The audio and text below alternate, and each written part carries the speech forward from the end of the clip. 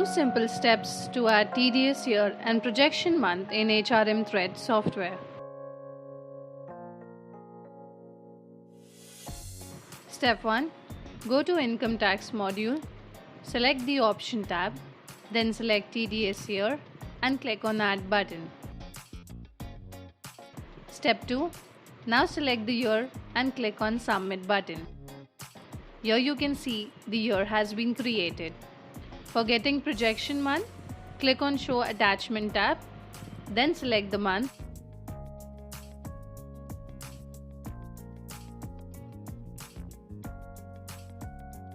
And click on Add button. This is how you can easily add your TDS year and projection month.